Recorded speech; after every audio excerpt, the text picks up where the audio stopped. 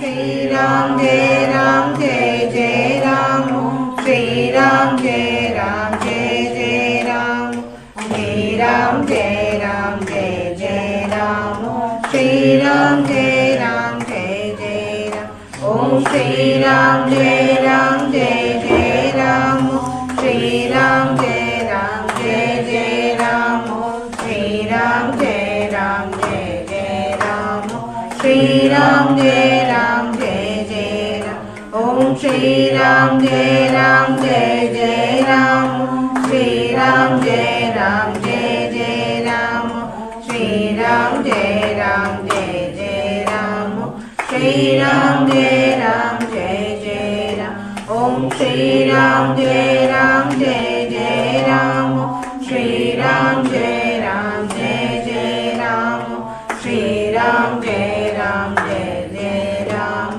Shri Ram Jai Ram Jai Jai Ram Om Shri Ram Jai Ram Jai Jai Ram Shri Ram Jai Ram Jai Jai Ram Shri Ram Jai Ram Jai Jai Ram Shri Ram Jai Ram Jai Jai Ram Om Shri Ram Jai Ram Jai Jai Ram Shri Ram Jai Ram Jai Jai Ram Shri Ram Jai Ram Jai Jai Ram Shri Ram Jai Ram Jai Jai Ram Om Shri Ram Jai Ram Jai Jai Ram Shri Ram Jai Ram Jai Jai Ram Shri Ram Jai Ram Jai Jai Ram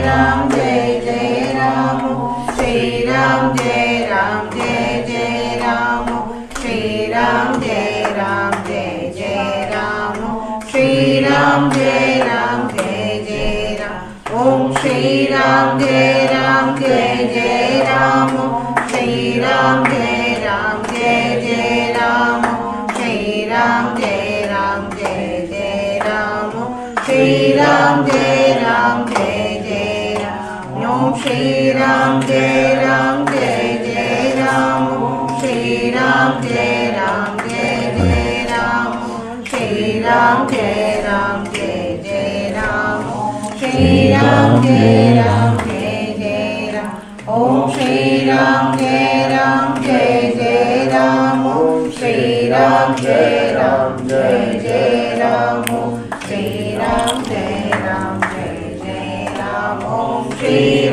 Jai Ram Jai Jai Ram Om Shri Ram Jai Ram Jai Jai Ram Shri Ram Jai Ram Jai Jai Ram Om Shri Ram Jai Ram Jai Jai Ram Shri Ram Jai Ram Jai Jai Ram Shri Ram Jai Ram Jai Jai Ram Shri Ram Jai Ram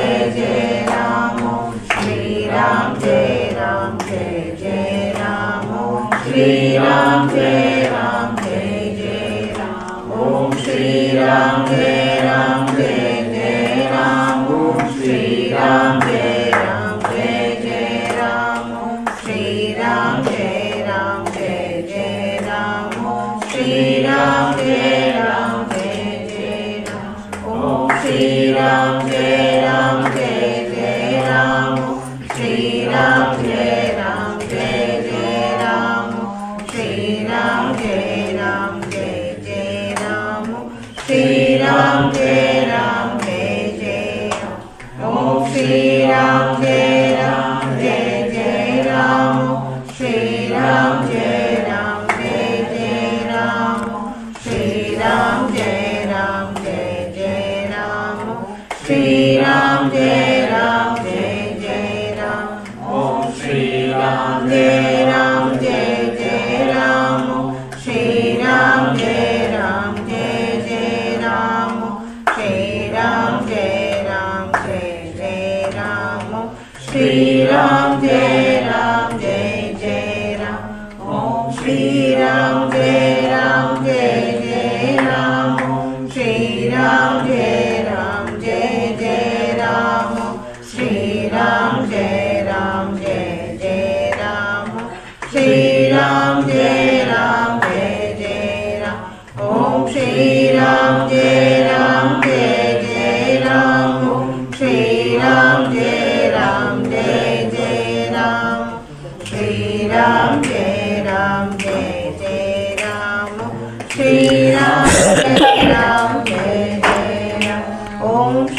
Ram, Jai Ram, Jai Jai Ram, Shri Ram, Jai Ram, Jai Jai Ram, Shri Ram, Jai Ram, Jai Jai Ram, Shri Ram, Jai Ram, Jai Jai Ram, Om Shri Ram, Jai Ram, Jai Jai Ram, Shri Ram, Jai Ram, Jai Jai Ram, Shri Ram, Jai Ram, Jai Jai Ram, Shri Ram, Jai Ram, Jai Jai Ram, Om Shri Ram, Jai Ram, Jai Jai Ram, Ram Jai Ram Jai Ram, Shri Ram Jai Ram Jai Jai Ram, Shri Ram Jai Ram Jai.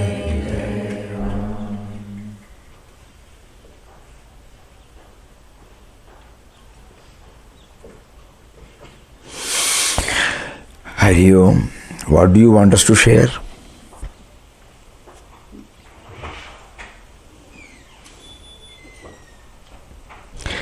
Papa used to say, whatever that happens is happening only by God's will, and it is for our ultimate good. A very tall order for all of us. But still, that is the truth. Whatever is happening only by His will,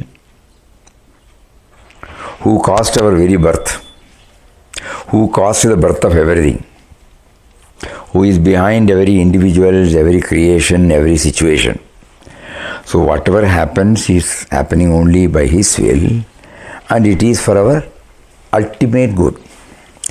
In order to understand that, there is a PPT. Not yet. The trials of a teacup. I have not always been a teacup. There was a time in my life when I was just a lump of clay. Then my master took me and began to pat and mold and shape me. It was very painful, and I begged him to stop, but he only smiled and said, "Not yet." Then he placed me on a spinning wheel. I went round and round. I got so sick, I thought I was not going to make it. But then he finally let me off. Just as I thought I was going to be all right, my master put me in an oven. I have never understood why he wanted to burn me. I yelled and begged for him to stop, to let me out. I could see dimly through the glass in the oven door, but he only smiled and shook his head and said, "Not yet." Finally he came and took me out. "Oh, that sure feels better," I said to myself. Then all of a sudden my master picked me up and started sanding and brushing me. Then he took a paintbrush and started painting colors all over me. The fumes were so strong, I thought I was going to pass out. I pleaded with him to stop, but he continued to smile and said, "Not yet." Then he placed me in another oven. This one was twice as hot as the first. I knew that I would suffocate. I begged, I pleaded, I cried, but he still only smiled and said, "Not yet." I began to feel there was no hope. I would never make it. I couldn't take any more. It was all over for me. I decided to give it all up. Then the door swung open. The master said, "Now." He lifted me up, placed me on a shelf to rest. Later he came to me with a mirror and told me to look. As I looked at myself, I couldn't believe my eyes. I said, "Oh, what a beautiful cup." Then the master explained, "I want you to understand that I knew it hurt when I patted and molded you. I knew the spinning wheel made you sick. But if I had left you alone, you would have dried up and always have been just a lump of clay. You would not have had any personality in your life. I knew it was hot when I put you in the first oven. But if I had not, you would have just crumbled. I knew it really bothered you to be brushed and painted. But if I had not, you would not have had any color in your life. Oh, how I knew the second oven was hard for you. But you see, if I had not put you there, you would not have been able to stand the pressures of life.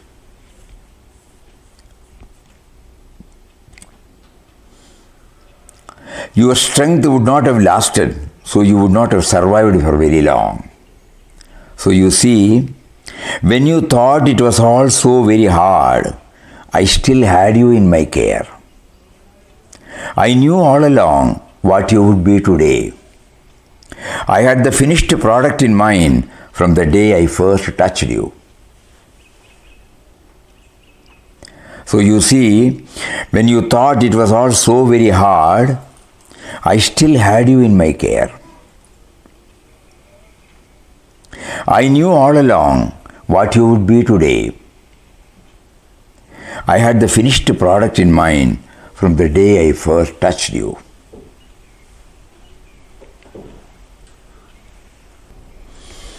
All of us have to go through pains in life. If only we understand that each such pain is making a better person out of us, our day will be better. Have a nice day. When you see this PPT, what do you feel? We go back to our own life. There will be so many lessons,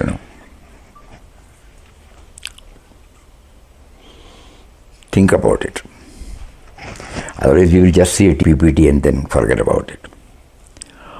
This particular PPT is very, very thought-provoking. And when we connect it to our life, we understand it better.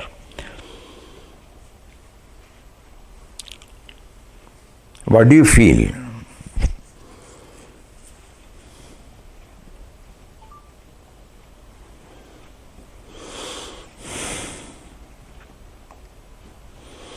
Each one can parade before one's mind what had happened in our life.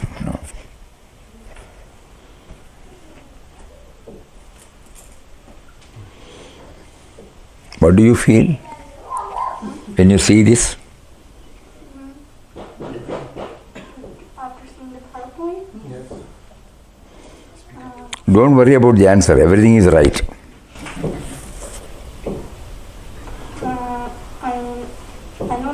I didn't understand at first, but when the explanation came, I got.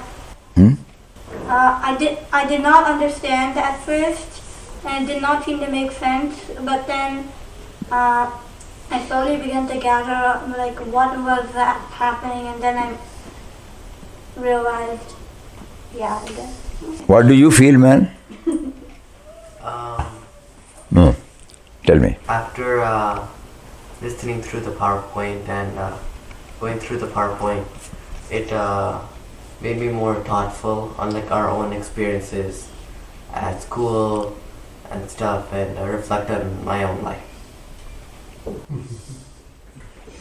And now, grown-ups, what do you feel when you see this?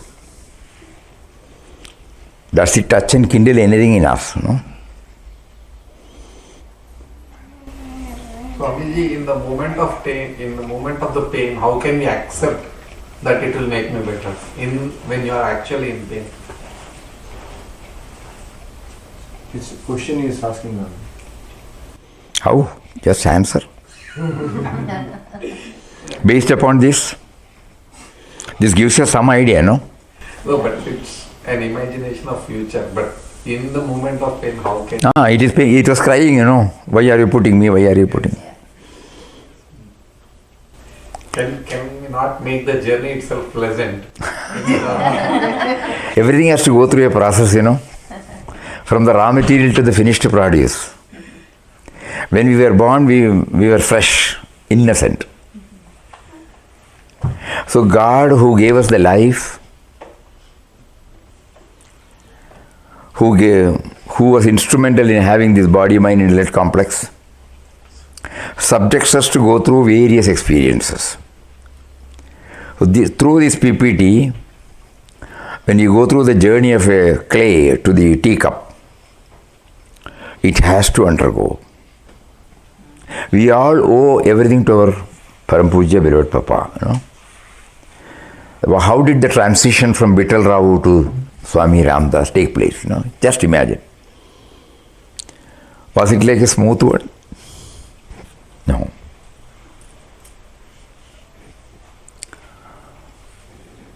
He was not very studious when he was a student. He couldn't even complete, I don't think he has completed matriculation. And later, he went to Bombay and joined the Victoria Jubilee Technical Institute. There he took a diploma in textile technology.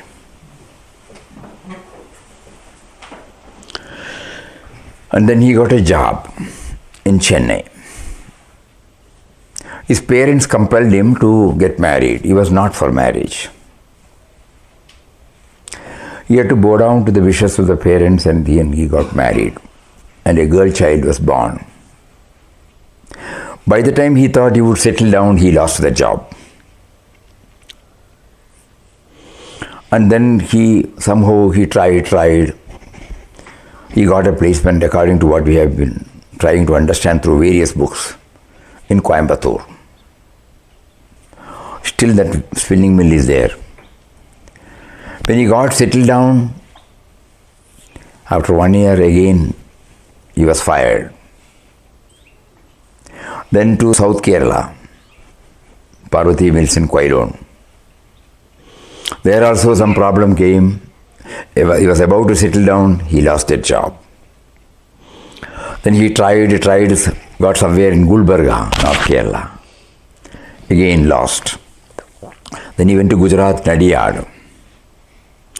So periods of unemployment were more than periods of employment. And his wife, she had arthritis problem always. She had orthodox views, whereas he has got progressive views. So both at the outer and the inner, he was passing through terrible crisis. So his father-in-law called him, okay, you have been trying, we will start your own line of business in Mangalore.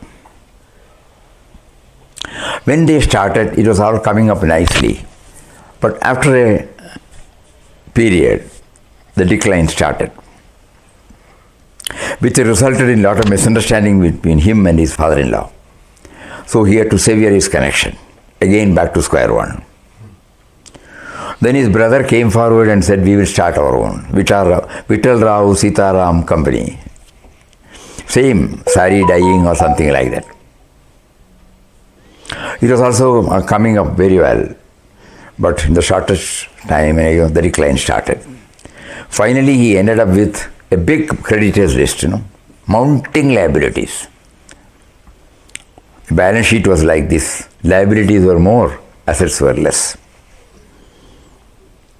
They started shouting. So at home, there is no peace of mind. Outer, total failure. So we can say successive failures, failure after failure after failure after failure. That made him to think. And at that time, when God has subjected him to go through all this, he was making a conducive atmosphere for him to think deeply about the various facets of life. And at that time, according to what we read from Papa's one of the articles, Gandhiji came to Mangalore on his way, It was in 1920. He was one among the 10,000 people, according to Google Baba. Because we had no other reference. He has not made any reference. So we checked up. Yes, it is true. 1920 he came there. A big meeting, 10,000 people more than, on those days. Vittal Rao was one among them.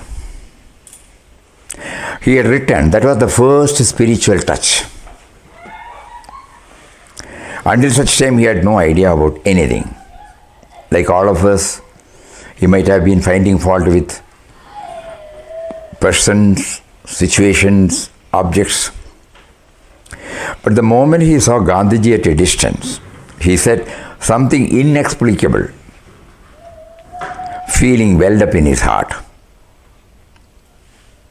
Gandhiji was a great votary of Ram Nam. And his Ram stood for universal Ram.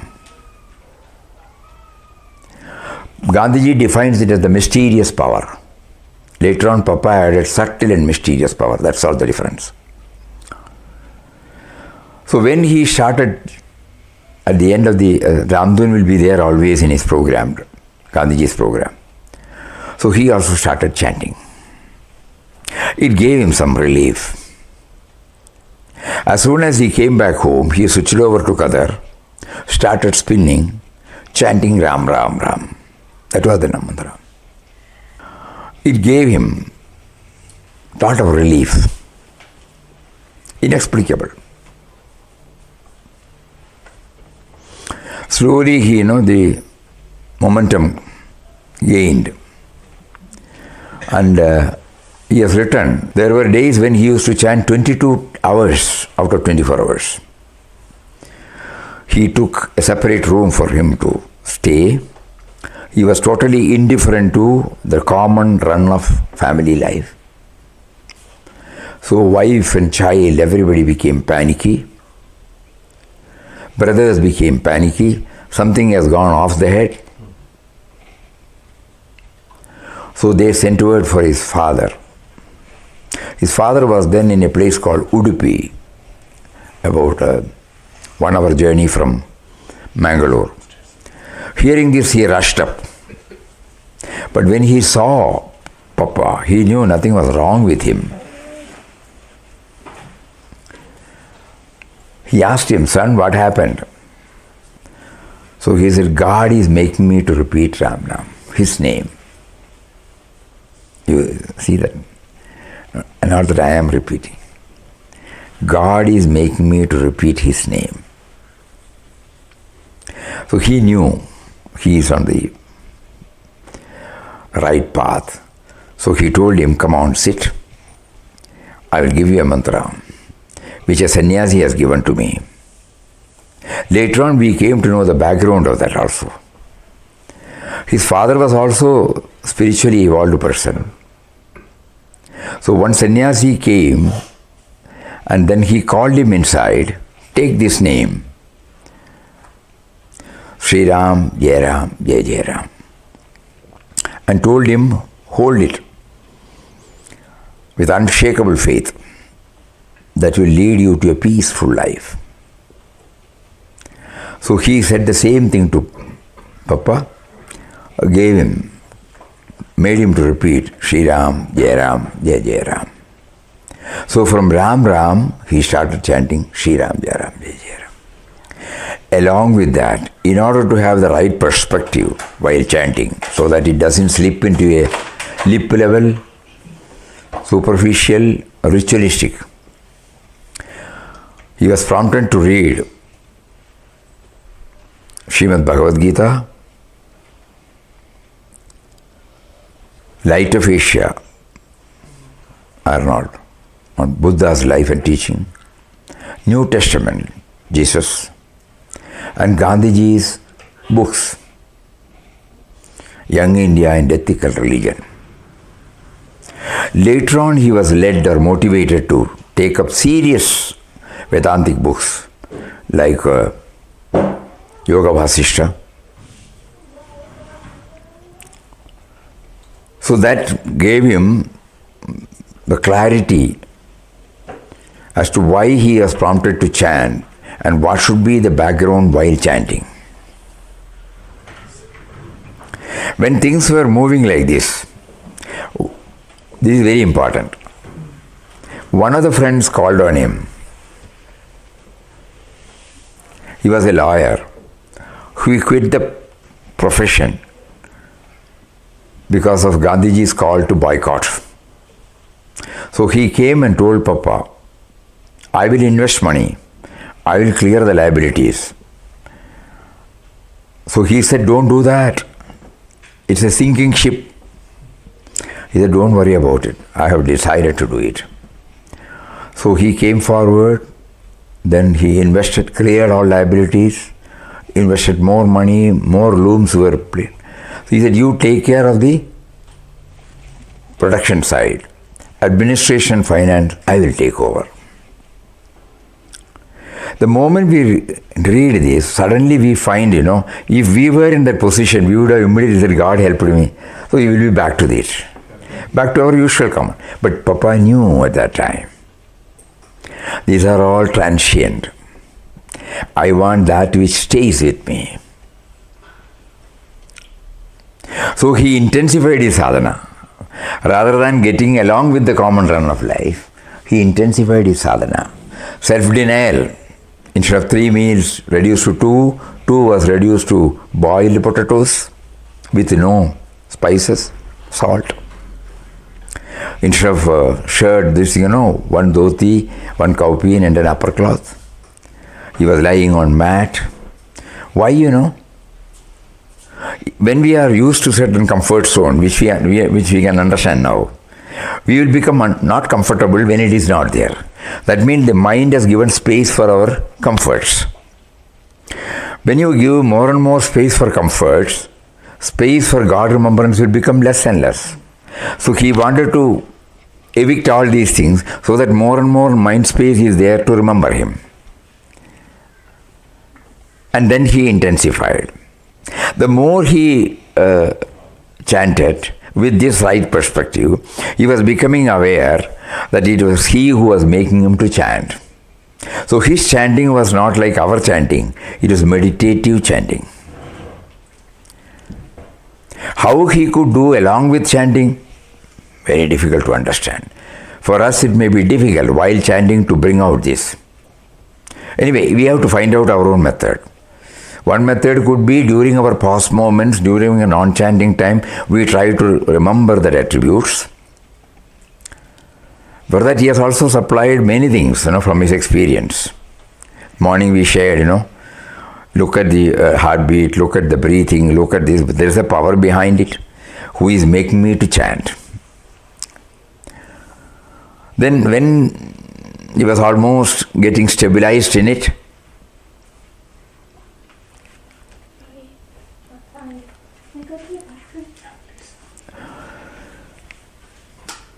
one day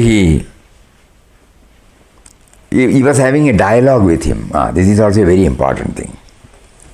For devotees of Papa or spiritual aspirants, we should develop a communication channel with him. That will slowly make us aware of the closeness, number one. His presence later, number two. Number three, he is there. If he is there, he must be there everywhere. Number four, and the final stage is there. So when he was passing through this first, second and third, he prayed in order to get himself stabilized in it. Why should he not fling everything, And under a protective umbrella, we can say so many things, all these philosophies. Because we are assured of everything. Everything is certain for us. After some time we will get food.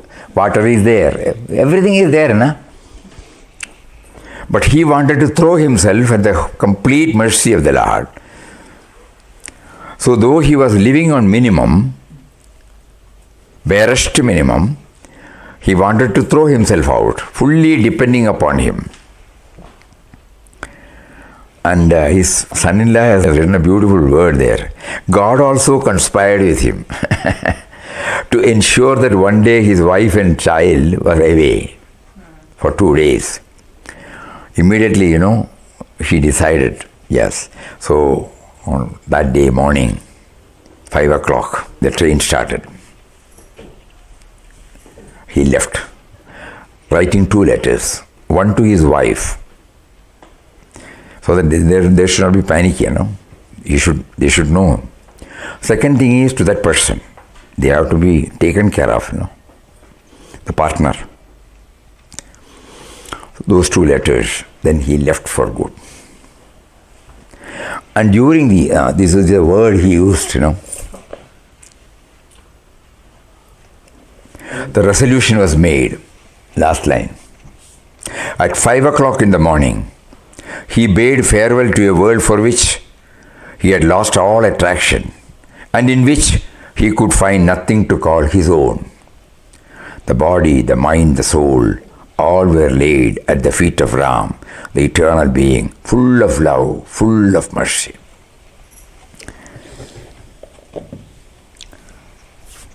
And he passed through, God subjected himself to go through, like what we saw in that, not yet, no? The only thing is, the clay, like clay, Papa did not complain. He knew that he would become the teacup, He felt that he is absolutely safe in his hands. So with nothing to fall back upon, accepting on God, he started this journey. He took 25 rupees. On the 3rd day, he divested himself of even that possession. He did not plan anything. When he was mysteriously led to Srirangam on the 2nd day, mysteriously means he got down in a station called E Road. No idea where to go. Why did he get down? No idea. Somebody asked him, where do you want to go? You know it better. Because to him, every prompting comes from outside, is from Ram. So he said, I am going to Trichy. I will take you there. Another train came night, and then at midnight, so he got into Trichy. With the train and reached Trichy. From Trichy, somehow the prompting came. Somebody must have told him, Srirangam is a holy place. When he reached Srirangam, then he said, now he knew why Ram had taken him there. He saw Mother Kaveri going, one of the 7 holy rivers of India. So there he offered the white clothes, put on the ochre one, which he had taken from there. And he renamed himself Das of Ram, Ram Das.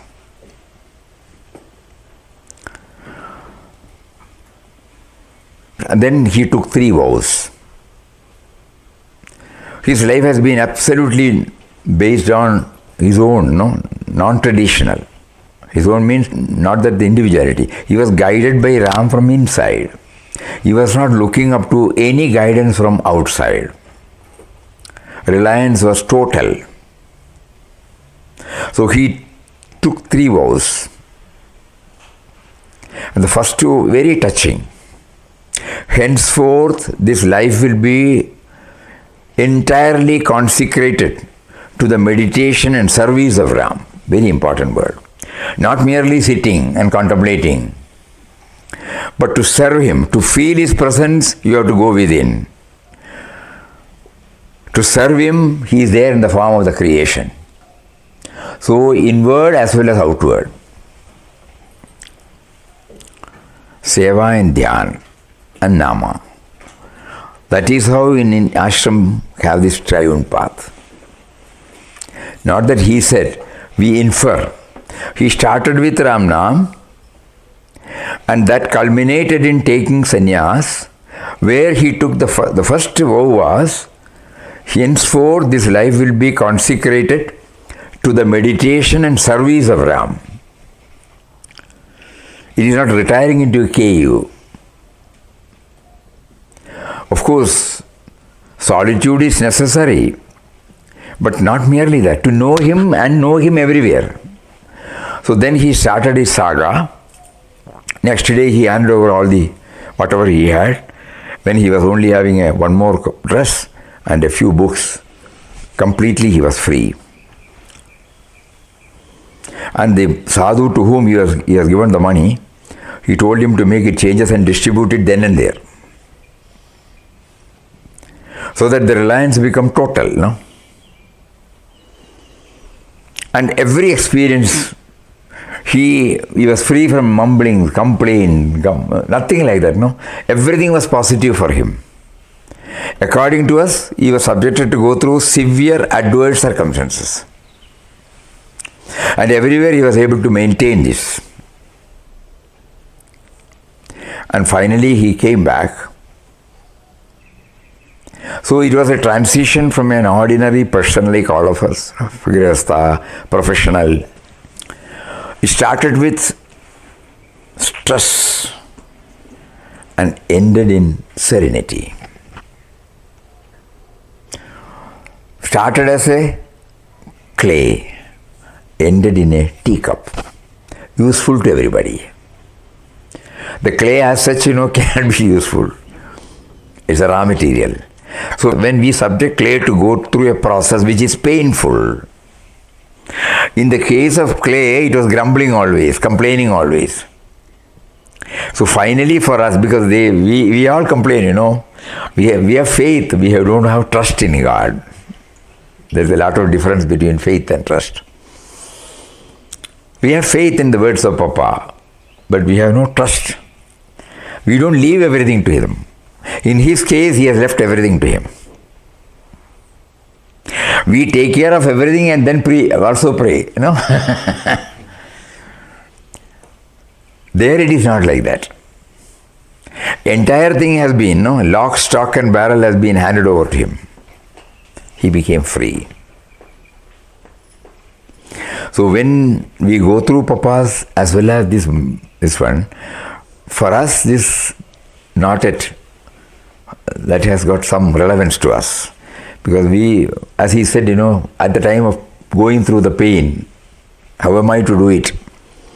Only by going through this, every one of us has reached this stage that we conveniently forget.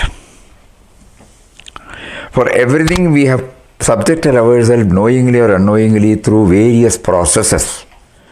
And many a times it was painful, it was stressful.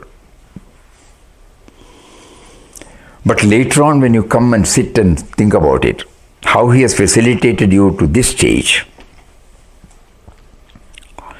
then we find the relevance.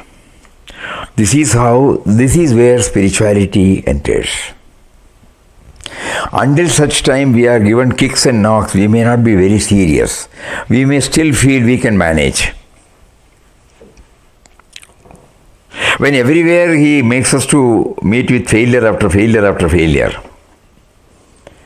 and we feel we have exhausted everything, and we have nothing to hold back, then we graduate ourselves from faith to trust, or to frustration, either of these. So coming in contact with spiritually evolved souls and going through their biographies, it will give us some more clues. We will find the relevance of everything. We will never say it is irrelevant. It takes a lot of time for us. We have shown this at this age if they get this. When they step into their life, at times whenever they need some cushioning, it will come back to. Many of the teachings or poems we had learned when we were in school days, at that time it was an academic exercise. Our teachers were very particular that we should go through the theme. And when we asked for them, what does it mean? They said, you have this background. When you step into your life, you know the real meaning. It had helped us. It has been helping us. Every word. So similarly, all these have become relevant in our life. Probably prompting us to come to United States and from there to various places and finally landing in Riverside here. This evening, he makes us to dwell on this aspect. We take it is with a purpose. Many friends write to us we are watching your this thing. He sends this, in YouTube, and they come to know that satsangs are going on. Our spontaneous reply is, he is offering us opportunities to dwell on him intensely, so that our effort to feel his presence always gets stabilized. For that, he has to bring us from Anandashram to take up this, prompting so many friends to organize so many things. But ultimately, it zeroes to that wants to get. Just like when he says, every experience was making him aware of his presence, So we are praying to him, you have provided everything to us, bless us, that at all moments your presence is felt, not merely on certain moments and certain places. So this PPT will be instrumental in thinking about this and going through. Similarly, Mataji's life also some of you might be knowing, but still for the sake of our own sadhana we are repeating it. Based upon this, not yet. She became a widow before she was 20. A loving husband, 2 children, absolutely comfortable life. We were told she was carrying the third. On those days, delivery takes place only in mother's place. Mother was in Bhatkal, another part, in Mangalore, yes, near Mangalore. On those days, the only conveyance was steamboat. So she has been telling from 6th or 7th month, I will go home. So husband said, don't go now, you can go later. Every now and then she will rake up this, and one day he also said, you will feel regret. She did not take it seriously. And when she persisted, he arranged for the travel and she left. She reached her mother's place after a week or 2 or 3, that we don't know exactly. He felt sick. So a telegram was sent. That was the only communication on those days. Even in our childhood days, we will all remember, nothing else, only a telegram. And then probably she would have thought, for fever or something, all the way going back again and then coming back again for delivery. So seriousness was not felt. Suddenly he became critical and he asked whether Krishna Bhai has come. There is a word he has used. And he died. When the news reached Mataji, shattered. In spite of his warning, I was not with him when I was needed. So there is no use of living, She wanted to end her life. Miscarriage was also there. Then she tried something. But God has got a plan, Even they have to come and sit here about Mataji. Anandashram should come, then only we can. If Mataji was not there, Anandashram would not have come at all. So she was passing through terrible stress. Life became so blank. She did not know what to do. But her husband's brother, they were like own brother, and the sister-in-law like sister. They took care of them and the children. And he was a doctor by profession. So he was transferred. On those days, it was a part of Madras presidency, not the 2 linguistic states. So Mangalore was part of Madras presidency. And all our places, Malabar district, everything was attached to Madras. So he was posted in Kasaragod. Papa, having gone the first round, came back to Mangalore. Again, after some time, he went again. That is chronicled in the Vision of God. So his brothers were watching. So finally, one brother said in Kasaragod, I will put up a small thatched shed near the river. Please don't go anywhere. Sit, whatever you want, you could. To him, everything is coming from Ram. He was leading a blissful life. Food was sent from his brother's house. Slowly, word got spread. A blissful Swami has come here, always reveling in bliss. People started coming, 3-4 people started staying there. And this news, Dr. Ramarao, Mataji's husband's brother, got it. So he thought, a darshan of such a saint might give him some relief. So all family members, including the doctor, they came to have the darshan of Papa. The moment Mataji saw Papa, suddenly, she felt, my Guru, my father, my mother, everything is there.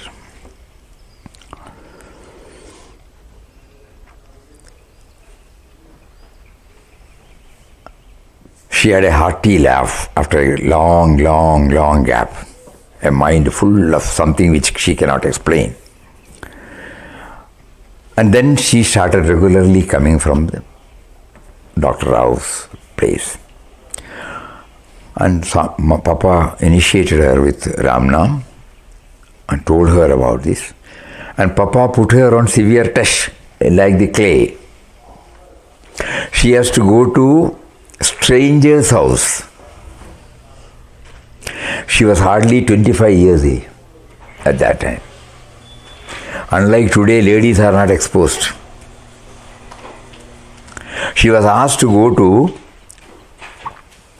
stranger's house and do all sorts of so-called menial work, like washing the vessels, clothes, sweeping. And so many people will mock at her, bully her, find fault with her. This was the test Papa gave. And that rubbing and scrubbing, which is very painful.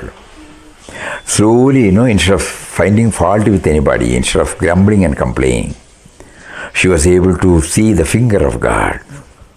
All for my own self-improvement. The me and mine has to be. All these things will come only when the me and mine is there.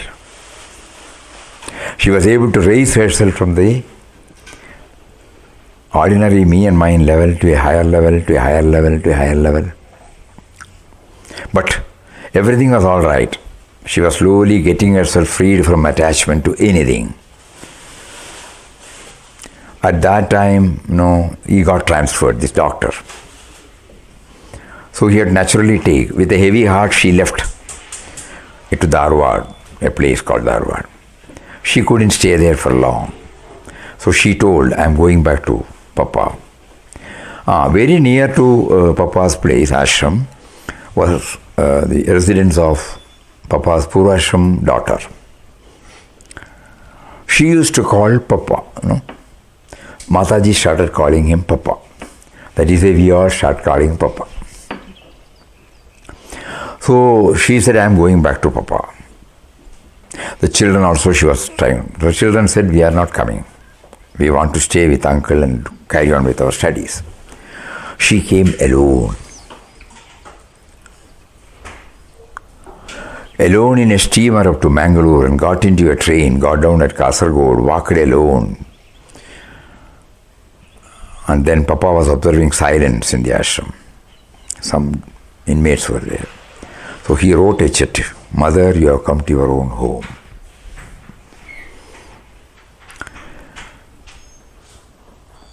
Days passed.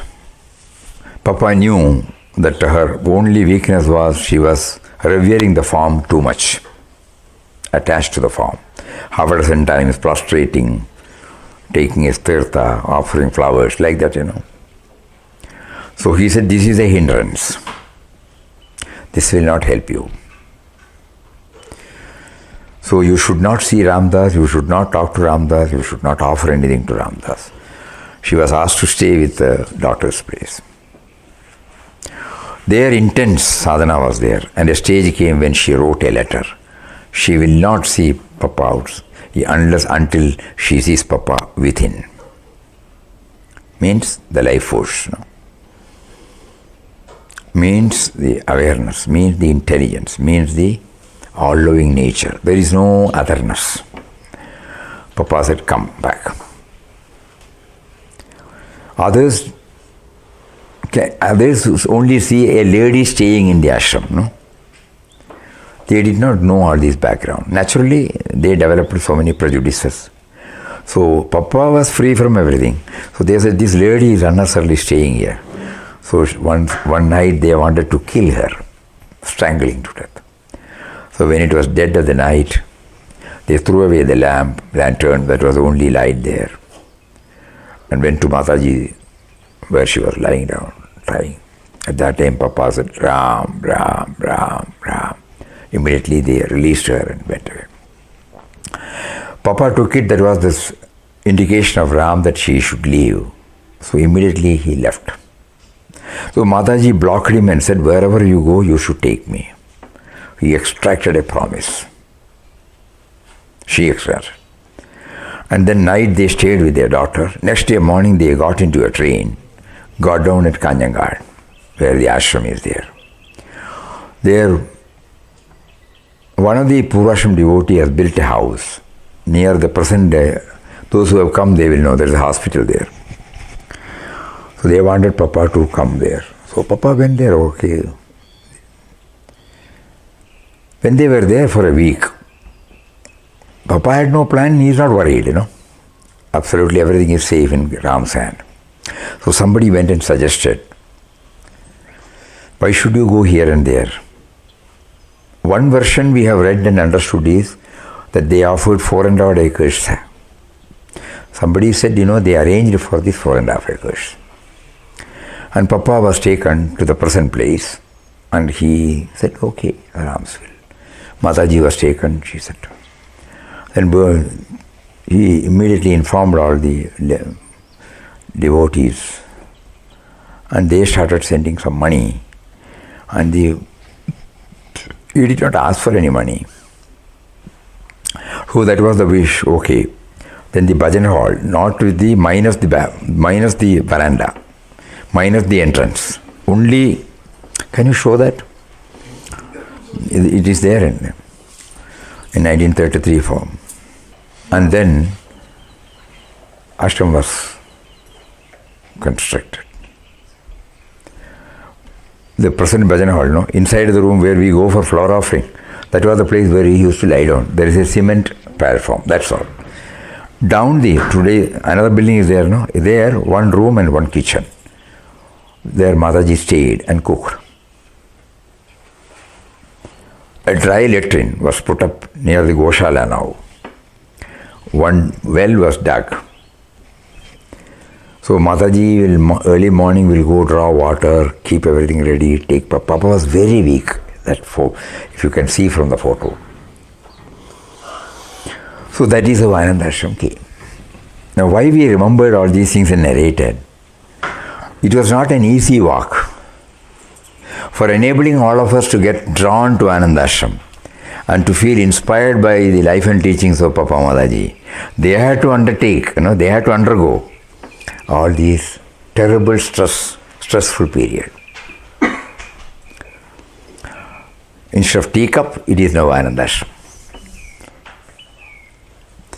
So by this particular PPT, it is most relevant for all of us because we find there are a lot of common points, not only in the life of ours, but also in the life of Ananda Ashram.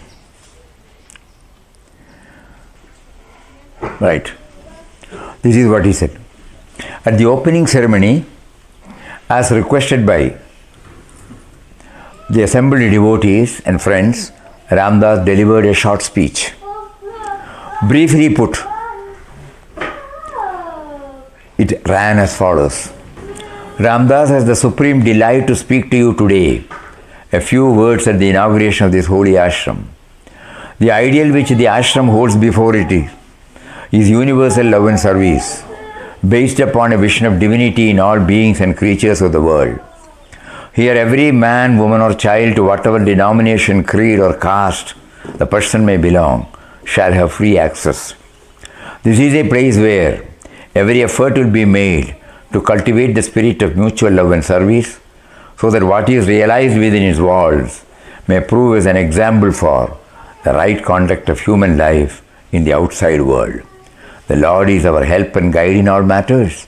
May He, with all His bounty, shower His blessings on the great service which this home of love and bliss has undertaken to discharge. 1931, May 15th. Swamiji, when do you know you are done? Or are you always in the teacup movement? Pardon? When do you know you are done, or it's always a teacup movement? When have we arrived? Is the question. When does the teacup knows that it's a teacup now? It is pure. It is purely an intuitive feeling you will get. Nothing will change outwardly. A sense of fullness. You don't have to add anything. As we said in the morning, every time we fix a target. In the normal parlance, we use the word ambition, desire, cravings, target. And we try to put in all our efforts. We reach the target, we lose the charm. We shift the target to another point. Then we struggle, we reach again. Here it becomes full. At the same time, you are not sitting in idly. You are more than active. Because you know, mysteriously God will put you in various types of activities, which is beneficial for all. Because so long as the me and mine is there, the sense of incompleteness continues. When to a very great extent this has been subdued, the fullness you started, completeness, contentment, which expresses in the form of samatvam, equanimity. Whenever something happens, there will be some disturbance. That disturbance is something like a line drawn on the surface of a water. It will be there, for a trice. Immediately the leveling is done by itself, You don't have to do anything. You take a glass or you take a pot, fill the water, take one glass of water. There should be a dent, You will not see the dent. The leveling takes place by itself, Always it is full. Only for a split second there is a vibration or whatever you call it. But it gets settled down at the shortest possible time. So the powerful message is, even in our journey, when we get this, whatever is happening, you will have an impact. But that will stay only for a shortest possible time. Immediately he will bring back, I have will, oh, right. It's my will, okay. So continuing in wherever we are, that is why Papa's approach is something unique, I would say. He will not say that we have to renounce everything. So somebody asked him, why did you renounce? He said, I was asked to. Ramdas was asked to. Ramdas did not ask him why and whereof. Later on, he said, this is a big family. Ashram is a big family in which the former family is also there. In Kasaragod Ashram, the Purvashram wife was also staying for some time. She had this rheumatic and asthma problems, so every now and then she would go outside. And Papa has written, if she was alive, after Anandashram in Kanyagad was set up, she would have come and stayed also. But she passed away in Chennai. So to him, there was no renunciation as is generally understood by all. It was only an expansion. Because everywhere it is God, Behold divinity in every aspect of this world, Leela. These are his words. in every aspect. So that means one doesn't have to leave the family life, professional life, social life, because everything is attributed to him. He gave a family life, he gave a professional life, he gave a social life. So you are trying to move in that direction. You were not aware of it. You thought, I wanted to have a family life, I wanted to have a professional life, I wanted to have a social life. The only thing is everything gets changed into passive voice. Because how do you know? Because you know that you were not responsible for your life.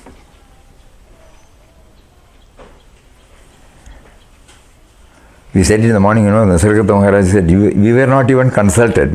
When my mother conceived me, the person me in me was not consulted. No, I was not there. So when we know that it is God who gave me the life, that unknown mysterious power.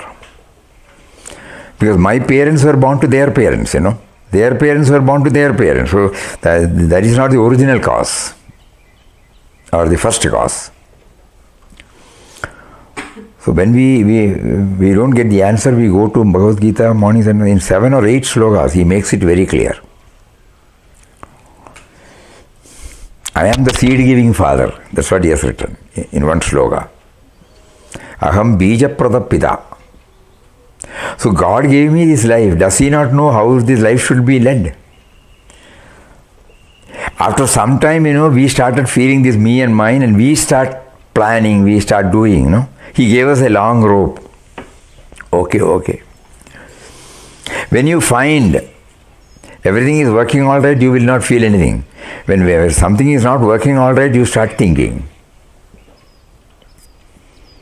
Just like in Pujya Mataji's case. To very few, it comes right from the beginning. Not that they have to necessarily go through this teacups journey. Ramana Bhagavan did not undergo any. Sri Anandamayama did not go under anything. They had completed. According to the Shastras, the body, mind, intellect is given to us because of our previous karma. Bijam mam sarva bhudanam vidhi partha sanadanam. O Arjuna, know that I am the eternal seed of all beings.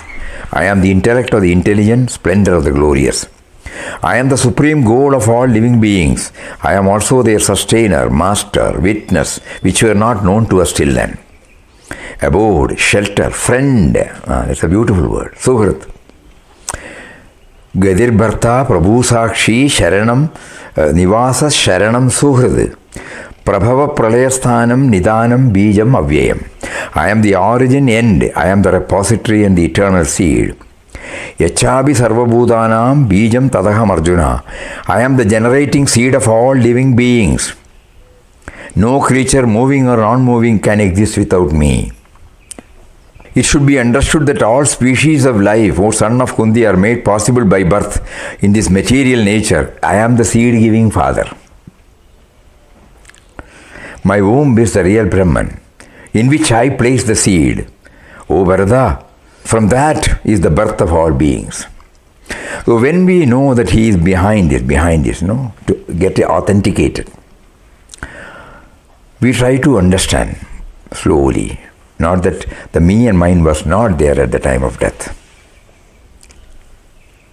And because my parents were also born to their parents, I now understand that there is a power. According to one medical report, medical investigation or what you call research, after conceiving on the 4th day, the energy enters, a life force. So when this source is known to us, why these varieties, There, Swami Chinmayanandaji's following words in Atmabodh throws more light on the above theme. Even Ranganathanji's also is very good. In his book, Universal Message of the Bhagavad Gita, Swami Ranganathanji says, it is just like what we see in our life today. What makes us choose a particular profession? Everybody born in the same family, with the same genetic constitution, does not live his or her life in the same way. Each child in the family chooses a particular profession: music, sport, science, mountain climbing, each according to his own interest or her own interest. Where is this interest obtained from? Not from this life, not from the genetic constitution, which is common to all.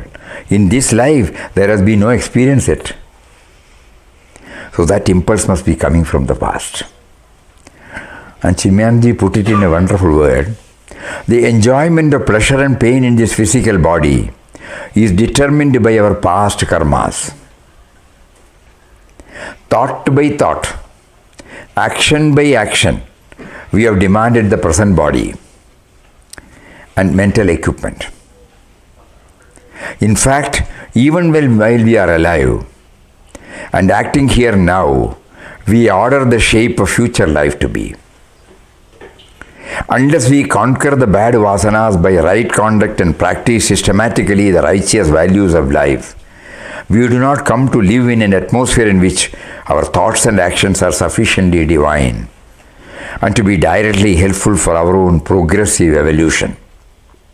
It therefore now rests with us to make or mar our progress, to get a better life with plenty of opportunities in which we can slowly and steadily go forward, ultimately come to realize the supreme truth, or to get a wicked one in which we can dive ourselves in a greater gloom. This word is very important. With our own action, we give a blueprint to God, ordering the exact shape of our destiny, and according to the specification given, the body, the tent of experience is built and handed over to each one of us by the all-merciful, omnipotent, divine Creator. So God gave us life, our previous karma gave us this BMI, body, mind, intellect, equipment. So when He chooses to draw us, He brings out some instrumental cause. And then makes them to turn towards Him. In our case, though He makes us to turn, we immediately turn outward. No? He gives us a long rope. But through satsang, it is touched, kindled. By meeting saints, by associating with the life of their life and teachings, we slowly try to turn. So somewhere in the corner of our mind, we keep this space. You gave me a life, you gave me all these facilities, you made me also to forget you. You kindly make me to remember you and make me. And for that, Papa gave us this Ramnam. So Ramnam is for remembering this. So that our life gets tuned to His will. Instead of my will, His will prevails. And the result of which will be universal love and service. You are not practicing universal love and service. It becomes the outcome of your sadhana. You cannot but love, you cannot but serve. If the other one, it becomes, I am serving, that feeling will come. I am loving. Here it becomes an outcome of life.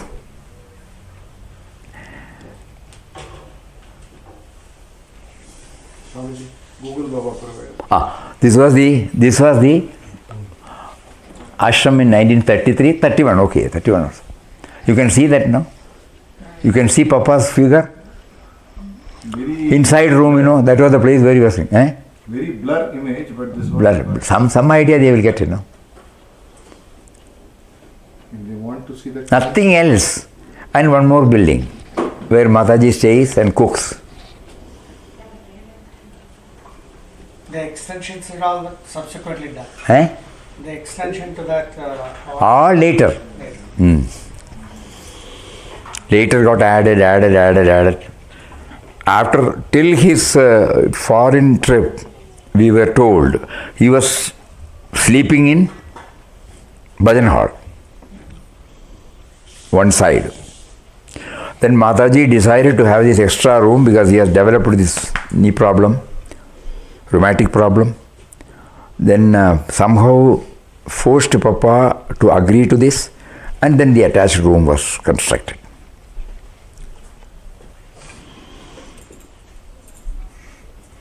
And we used to hear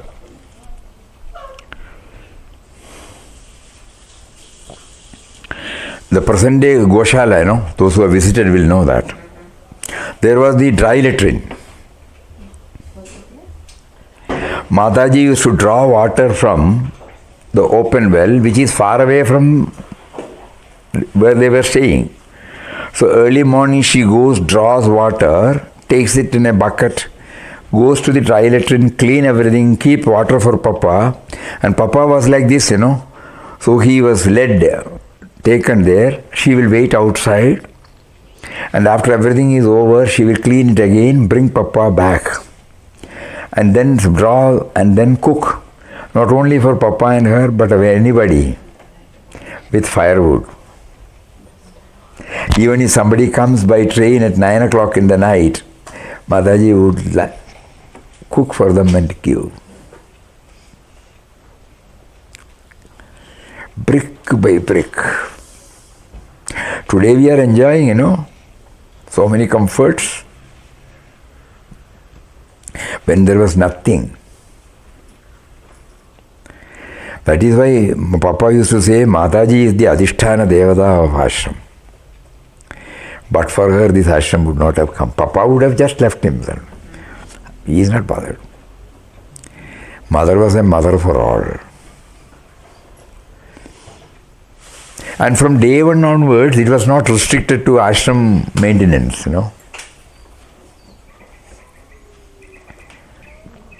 Everything was Mataji's initiative.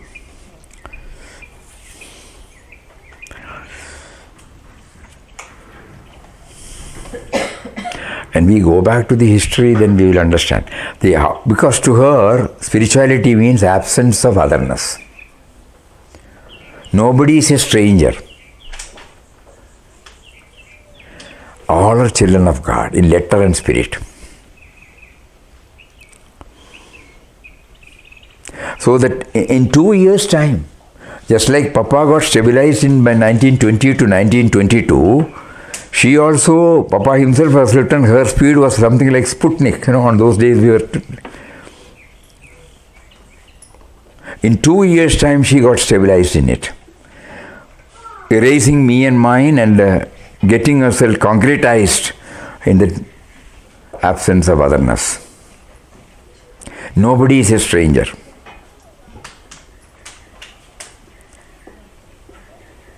And total self-effacement, and then everything is for God coming in different forms.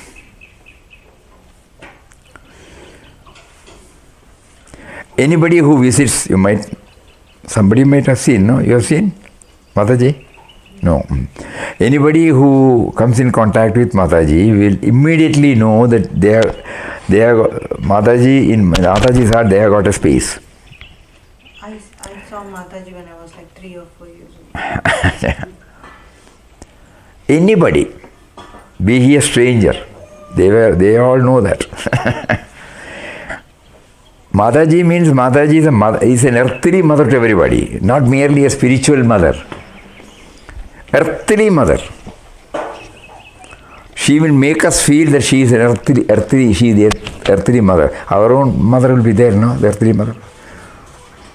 Like that, and you can feel when we take leave her anxiety. And today, when you get from Ashram Prasad, it was all decided by her. Everybody is coming to their own home. When they go, they must take something,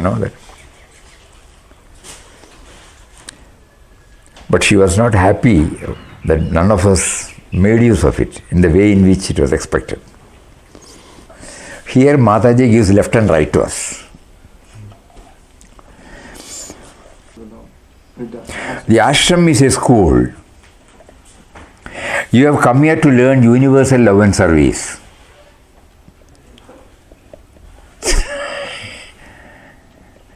What is the use of coming here year after year and staying for months if you have not imbibed even the rudiments of universal love and service? What use is an ashram, mutt or mandir if the devotees who go there make no progress at all on the spiritual path?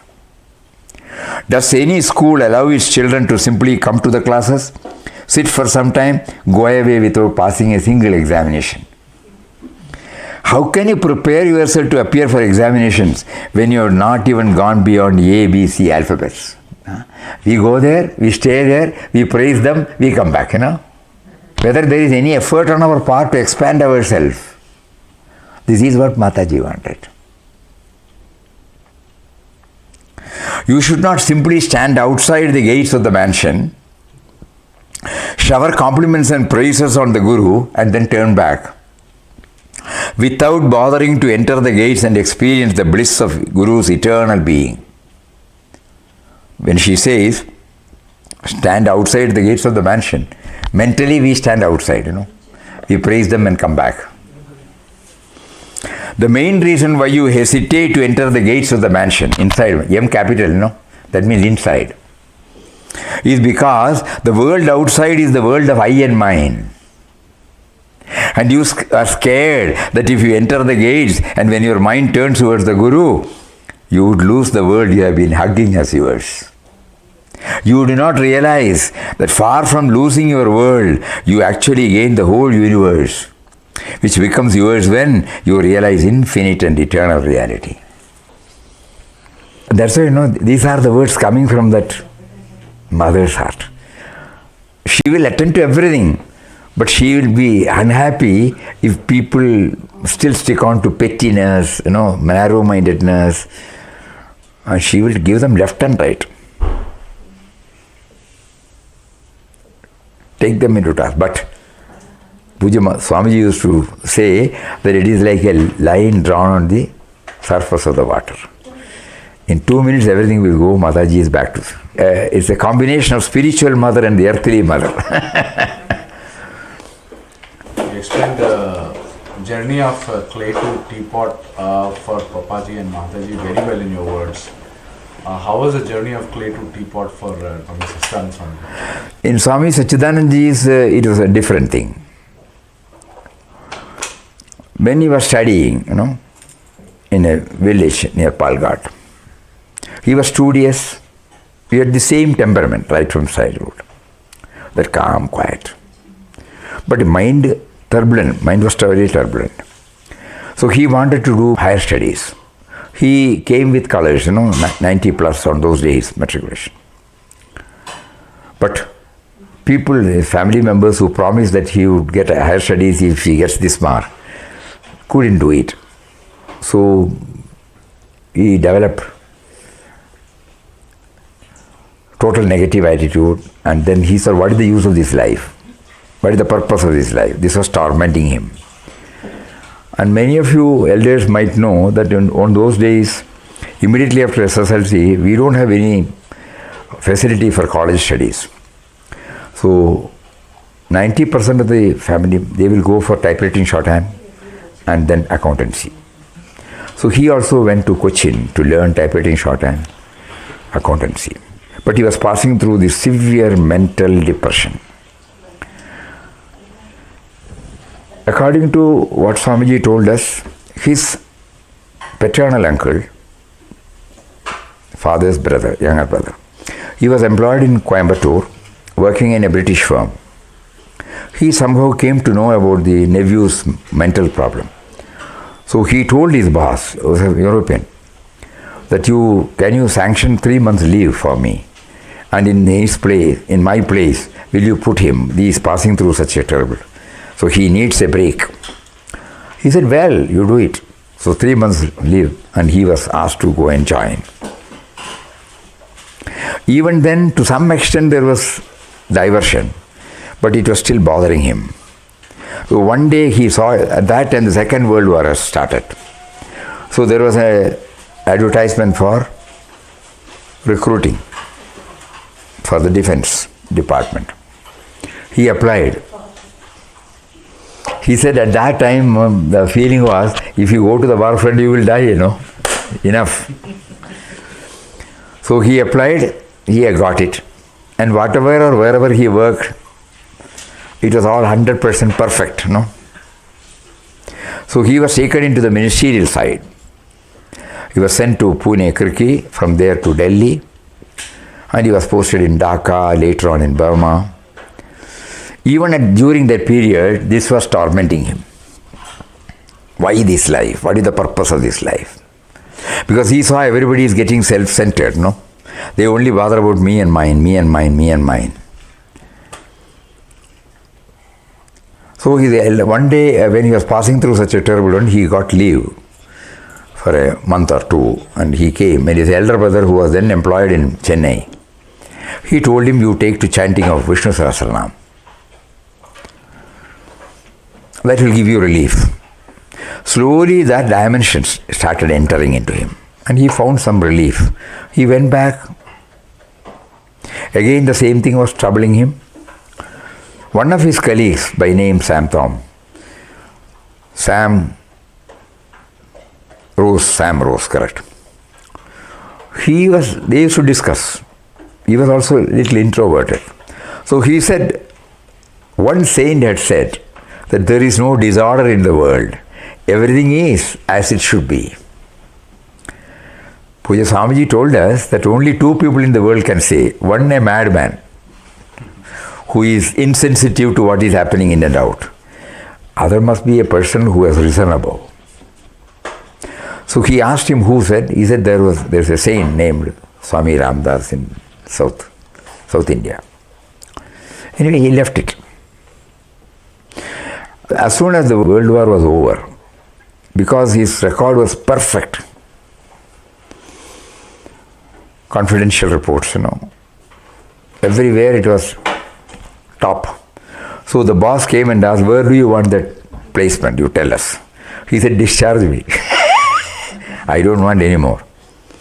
So got himself discharged, came to his village. He said early morning 3 o'clock he used to get up, go to the temple tank. In every village there will be a temple and a temple tank, where he used to take bath at 3 o'clock and then sit there and said, I don't know how to sing, but I used to, nobody will be there, In my own way I used to sing aloud. And Vishnu Sahasranama, whatever that comes to him, he was doing it. Some relief was there. Still it was tormenting. So somebody guided him to Coimbatore.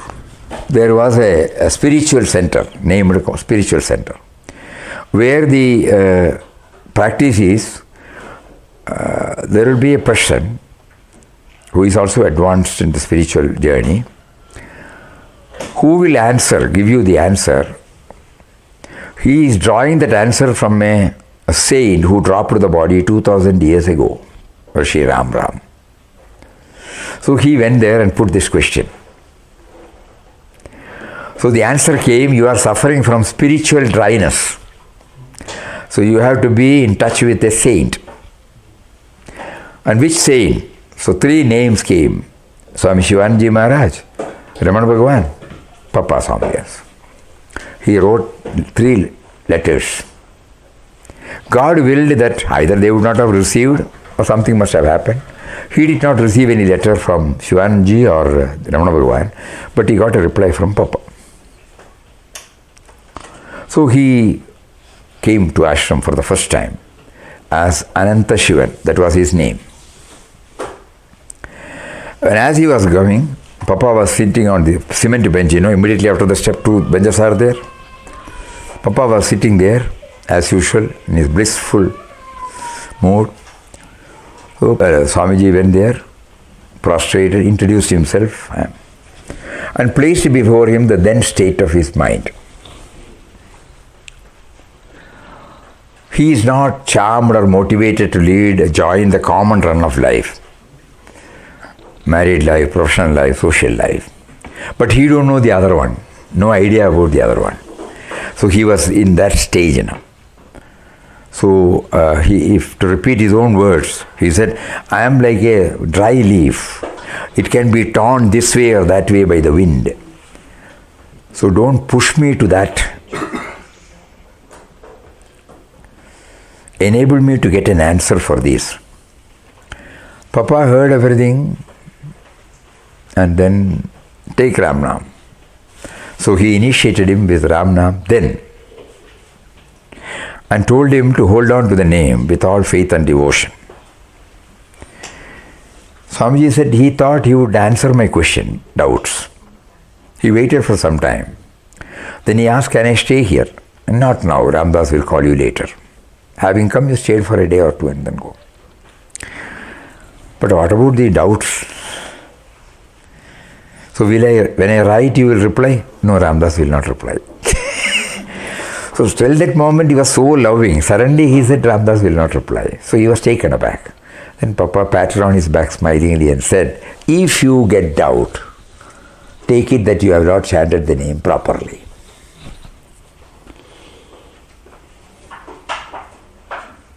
When Swamiji narrated this to us, then only we came to know how to get our doubts cleared. We are looking upon our doubts to get cleared from outside.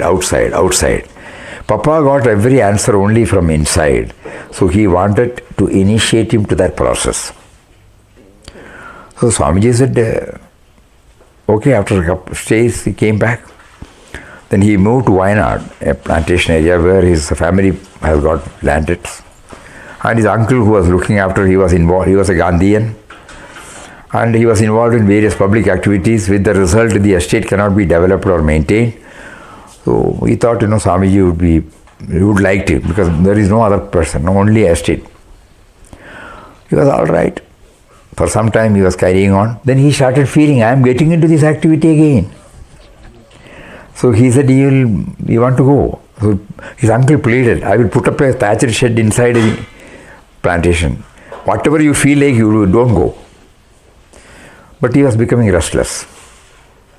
He also took DDT and so on. What is the use of living like this? That also did not click. But that gave him an experience. That he was able to see his body lying stiff. Then he knew he is not the body.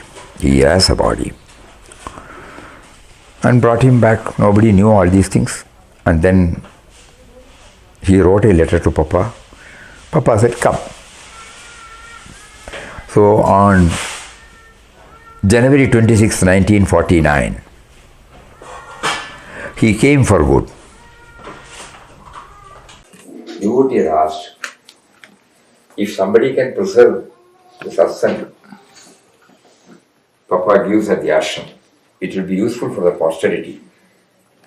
Papa did not utter a word, gave that letter to the Swami. He was taking down dictation. Swamiji immediately went to his room, took his diary and, oh, you have already started. Start. So then the important thing is, everything was read out to Papa. That means edited by Papa. And then when Papa edited this, it was coming out, I think after Papa's Samadhi, it was coming out in the vision. Devotee's diary. Then later on, in late 70s, ashram was not in a position to make any publication. So Bharati Vidyagon was taking up the entire book publications. So they brought out in the name of gospel. Anyway, leaving out that. So he had a lot of opportunities to closely move, watch, observe, to be a part of experience of these two great masters. That enabled him to move faster. And he was put to severe test by Mataji also. Severe test. Came out of it. And he says, they molded me. So that is how Swamiji became an embodiment of what all Papa Mataji stood for.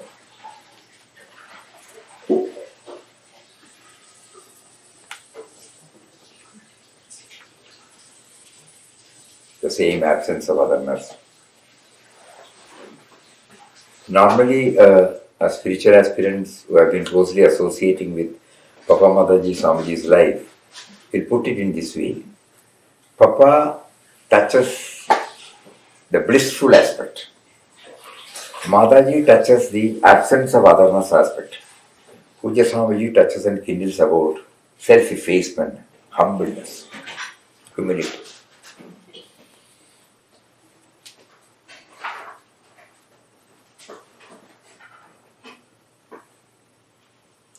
So we all started with the not yet. And they were made to go through their own life and teachings. So start thinking about it. We may not be able to go anywhere near, but something may remain now. The whole message is expansion. In all these three sayings, what we found was the expansion from me to we to him. Individual to the universal. To what extent we can do that we can. We don't have to feel bad. We could not reach any one step, 1 inch. If we keep on remembering them, their final message is expansion from me to we to him. With that background, if we do Ram Nam, if we go through their biographies, if we handle our household affairs, family affairs, if we handle our professional affairs, if we handle our social affairs, we also learn they are providing us a technique by which how to handle our minds. Because ultimately it is the mind that labels good or bad, peace or stress, everything it labels. So if we are in a position to handle our mind, the mind will interpret everything in the positive way. That is the take-home message for all of us from the lives of these three. And if we stretch to our master's life, same meaning. They stand out from the rest of the creation or humanity only because Mahatmaji, not from the me and me. He was identifying with a larger concept. So the message we can take is, let us try to expand to the extent possible. Accommodating everything, taking everything in a positive way. Handling our mind properly. Not to get swayed away by our so-called achievements. Not to get depressed by so-called failures. Everywhere we find some balancing. Because it is ordained by him, ordained by him, ordained by him. If you are unable to hold on, we can intensely pray. It's too much for us. Just like the teacup, the clay prayed, it's too much for me, too much for me. I can't bear. So, like that we keep on praying to him. But Swamiji, in the end, the teacup says, in the end, the last slide, in the end, it's struggling. The mind is struggling. Why is my master putting in the oven? Why is this happening to me? Why I'm in pain? When will I get out? But in the last slide, the teacup says, I give up. So that's almost like I surrender. And then the master says, now. So that may be a moment. That is the powerful message. That's the powerful message. The last vestige of me and mine. Yeah. When it pleads its inability to go any further. Yes. Now the concept of not yet. Not yet. The theory of not yet. Can we attribute it to destiny?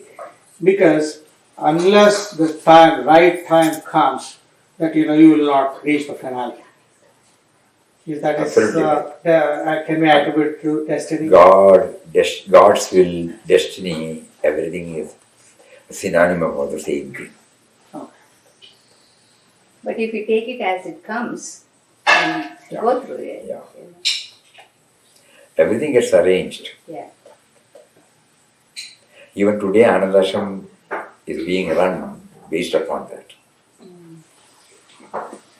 Never on your will, my will.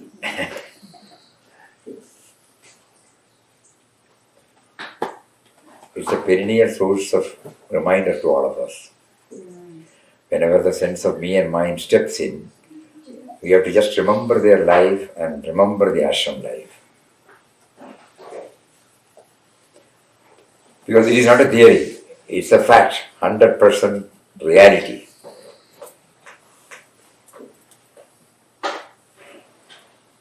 I think that is enough. We are fairly 7:30. Anybody wants to know anything more about it, then we will share.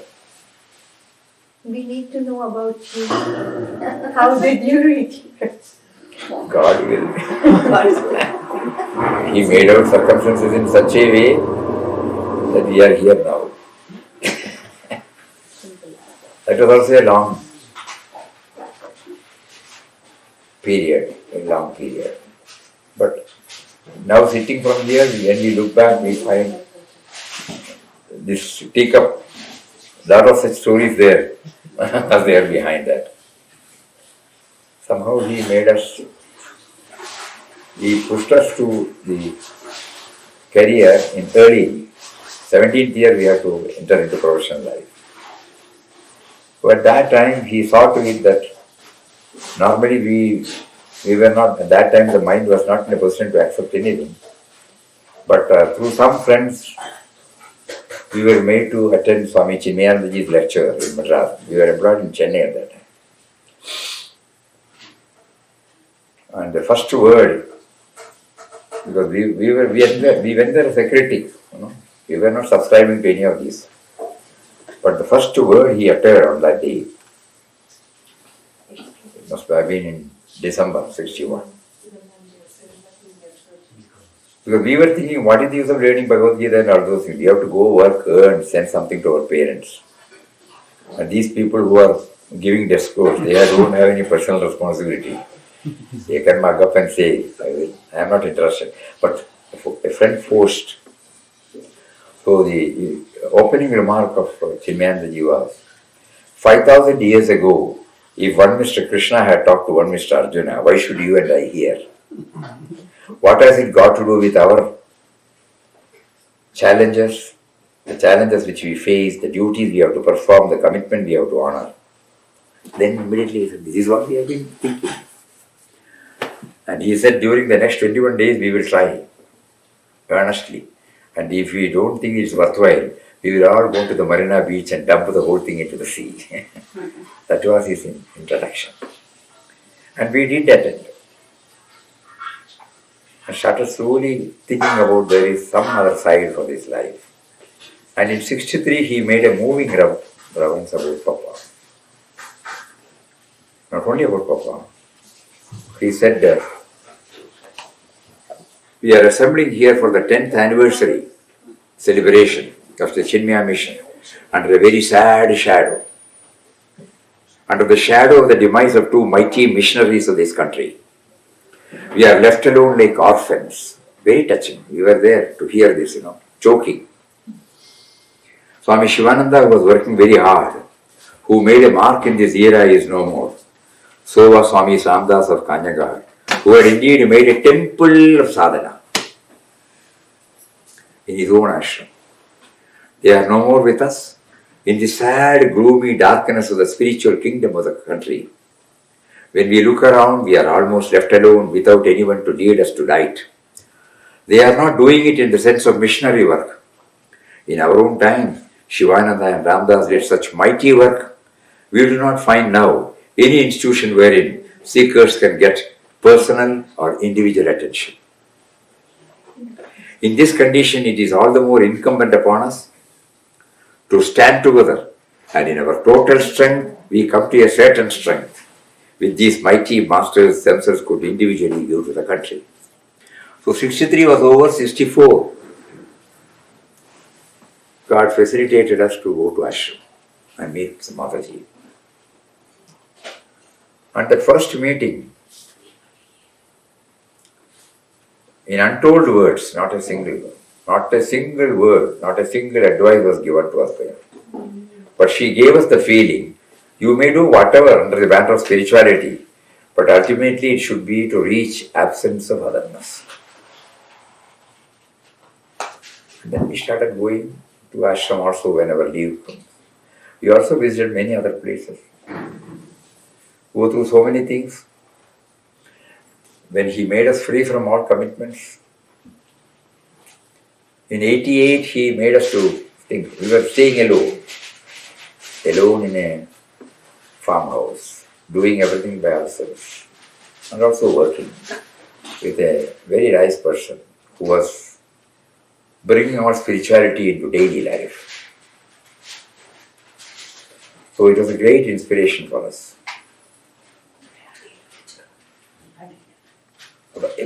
By dealing with everything that we normally deal with, estate management, so many things are there, administration, financial crisis, HR department, so many. But everywhere we could find he was strong in spiritual values. So that made us to know that spiritual values are not to be practiced in ashrams. It can be practiced in our daily life. Nearly 20 years, and our 6 or 8 years in Chennai also. And then on 88 we thought of, one day the thought came we should spend some time with a saint. Never to join any organization. Even today we feel it was a wonderful period, staying alone. When Mataji dropped the body, we rushed up. So after a couple of days, we have to rush back. So Pujya Swamiji for the first time. We were coming to ashram from 64. And after resigning the job in Madras, we stayed in ashram for 2 or 3 months in 68. In 89, after 2 or 3 days, Swamiji asked, "Are you in a hurry to go back?" Immediately we said no. We had to return. The year-end was there. But then he said, "You assist Ramachandran. There are a pile of letters after Mataji Samadhi, so you are trying to share." While typing this thought came, he was trying to do some seva with a saint, And here is a saint asking you, "Are you in a hurry?" So then we went and asked Swamiji whether we can come here for 15 days in a month. He said, "Will Jain permit you?" I was working with a Jain. He knows him. Very noble person. "Will he permit you?" He said, "If it's for ashram, he might permit." So that is why we started coming to ashram for 15 days. And one fine morning, the person who was handling correspondence, he left for good. Then at that time, Anantaramji also, we wanted to slowly spend his time in ashram, entrusting everything to his son. So he started coming to ashram. At that particular moment, when this man left for good, he was handling correspondence. The moment he saw me, he said, "Oh, you are coming now? Now I will go." So we were having an arrangement, 15 days himself, 15 days myself. And Swamiji had his own plan. And later on, so many things happened than what we are today now. So it was a wonderful journey.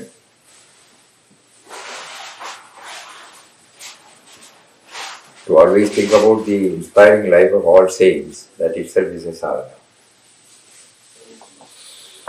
He gave us a lot of opportunities to go to various places to meet. And everything was an added bonus to us. We are all in the journey. Okay, we can have Ram now. With that background, we are praying to him to make us aware of his presence within and slowly without. Shri Ram, Jai Ram, Jai Jai Ram.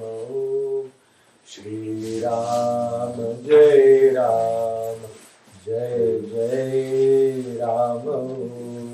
Shri Ram, Jai Ram, Jai Jai Ram.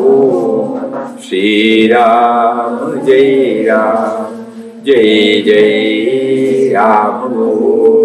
Shri Ram, Jai Ram, Jai Jai Ram. Ram, Jai Ram, Jai Jai Ram. Shri Ram, Jai Ram, Jai Jai Ram. Shri Ram, Jai Ram, Jai Jai Ram.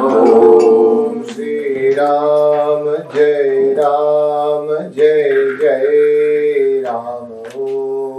Shri Ram, Jai Ram, Jai Jai Ram. Shri Ram, Jai Ram, Jai Jai Ram. Shri Ram, Jai Ram, Jai Jai Ram. Shri Ram, Jai Ram, Jai Jai Ram. Shri Ram, Jai Ram, Jai Jai Ram. Shri Ram, Jai Ram, Jai Jai Ram. Shri Ram, Jai Ram, Jai Jai Ram. Shri Ram, Jai Ram, Jai Jai Ram. Shri Ram, Jai Ram, Jai Jai Ram. Shri Ram, Jai Ram, Jai Jai Ram. Shri Ram, Jai Ram, Jai Jai Ram. Om Shri Ram, Jai Ram, Jai Jai Ram. Shri Ram, Jai Ram, Jai Jai Ram. Shri Ram, Jai Ram, Jai Jai Ram. Shri Ram, Jai Ram, Jai Jai Ram. Shri Ram, Jai Ram, Jai Jai Ram. Shri Ram, Jai Ram, Jai Jai Ram.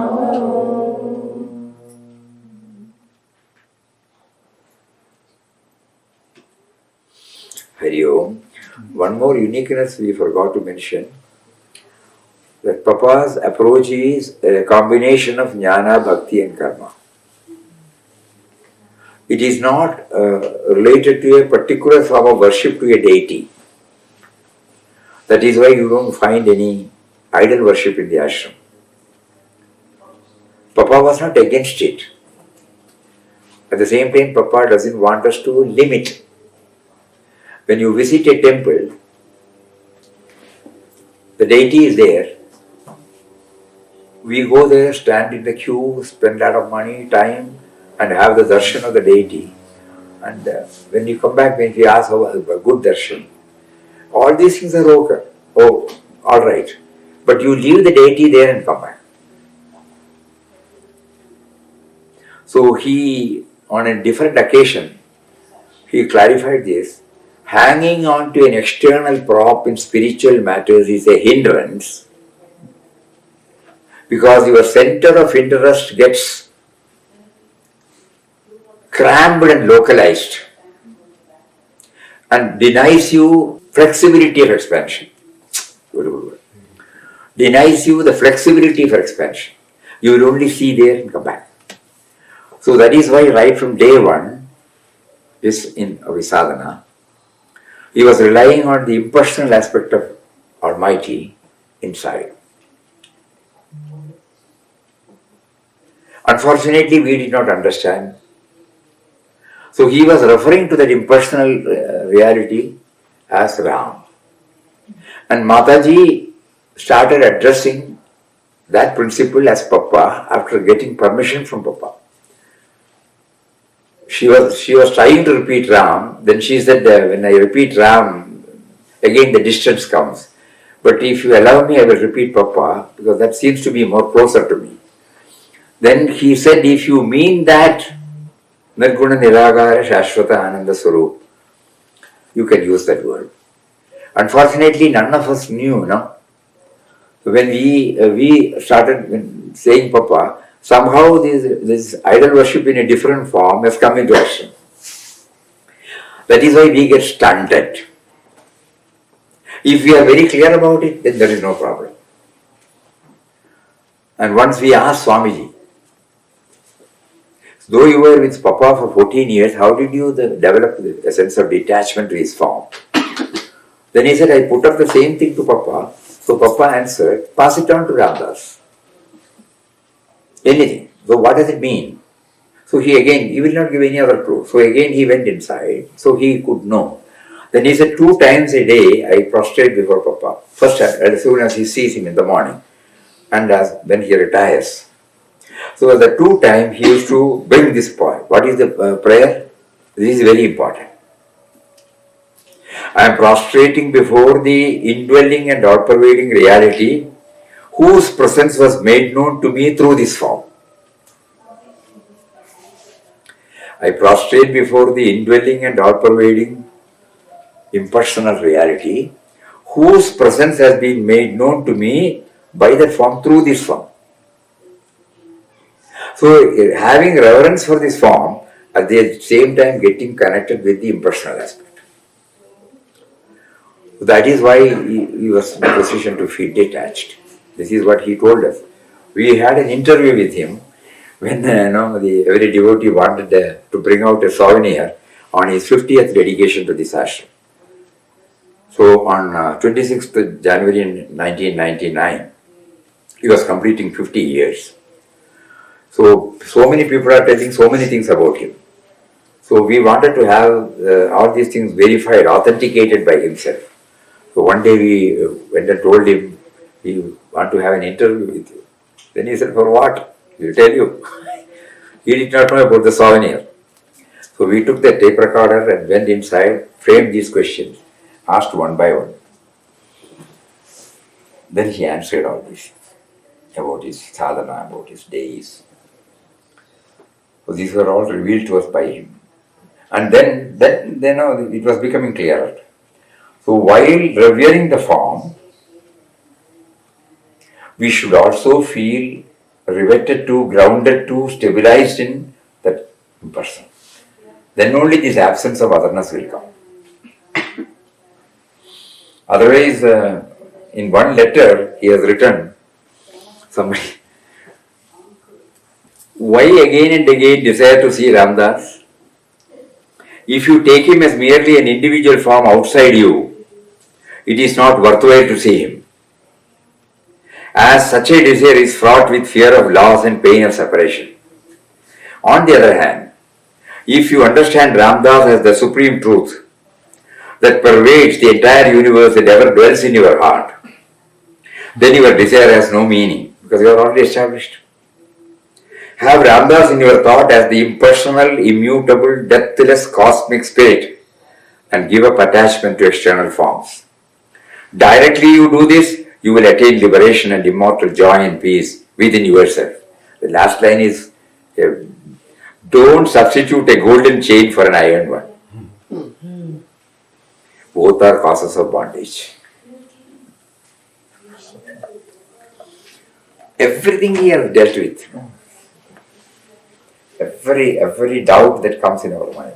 So here he combines, and his bhakti is not limited to a particular deity. He names it as para-bhakti. Means he is seated in everybody. So it is not merely a dry jnana, dry path of knowledge. Here he maintains a beautiful relationship with the indwelling and all-pervading reality through all the creations. That is why when somebody asked him when he was in body, you are chanting Ram Nam, to him he thought, Dasharatha Ram. Why there is no Murti here? He said, all are living Rams.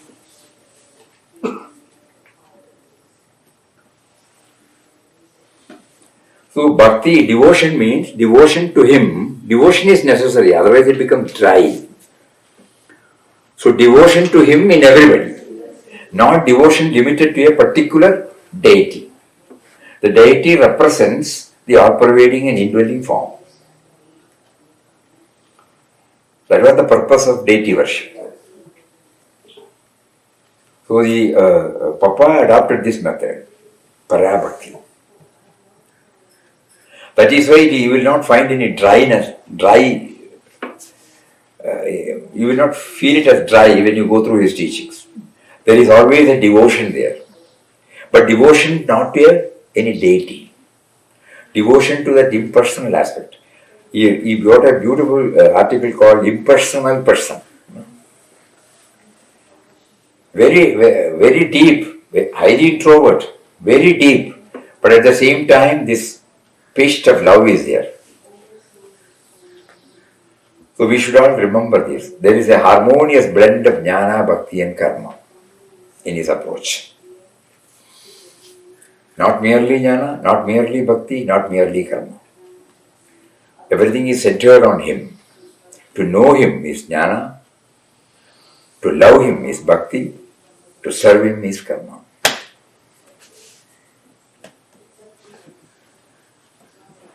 Mataji also wrote, immediately after the Samadhi, that there should not be any image in the, that was called Homa Mandir on those days.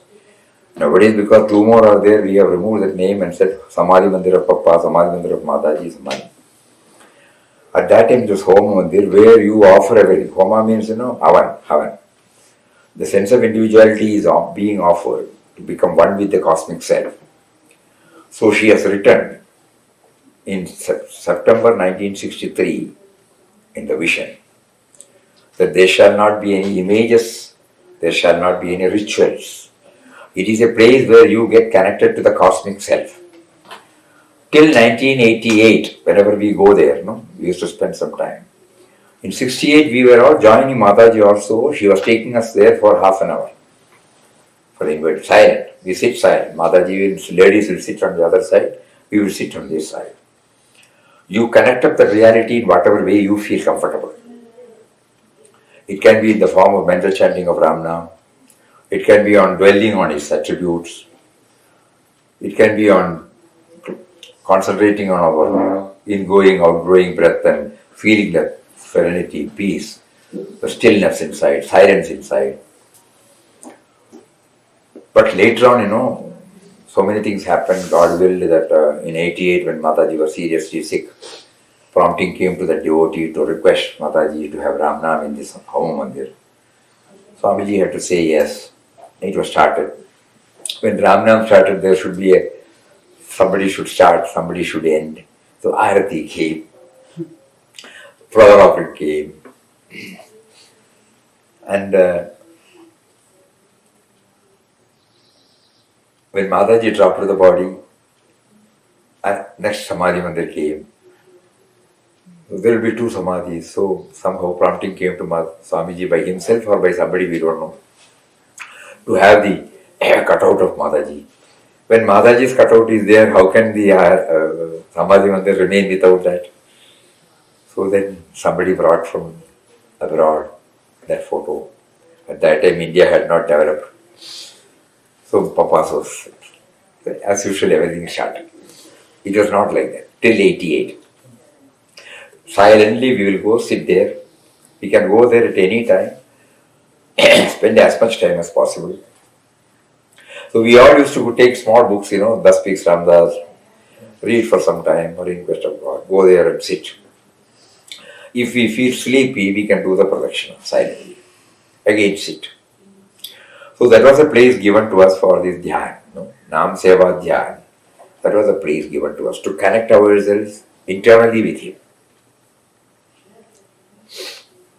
So that aspect was not touched. So Swamiji, when Papa decided to take the name Ramdas, at that time he was thinking of a Das of Dasharatha Rama's Das or eternal.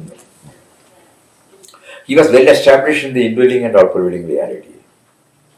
Sense of individuality and Ram. Sense of individuality the bulb owes its origin to electricity. Without electricity, the bulb cannot function. Without the bulb, we will not know about electricity. That was very clear in his mind. So the sense of individuality So long as we have got embodied self, it will be there. It will not become zero. But it's a purified sense of individuality. Ramakrishna Paramahamsa used to say that pakka ego and kacha ego. So that pakka ego, that pakka sense of individuality recognizes the presence of Almighty. So Ram is there and the sense of individuality is the Das of Ram.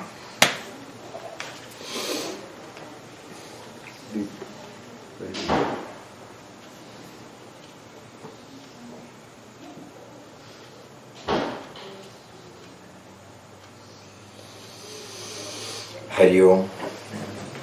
Very, very happy to again he made us to go through all this. Om Shri Ram, Jai Ram, Jai Jai Ram.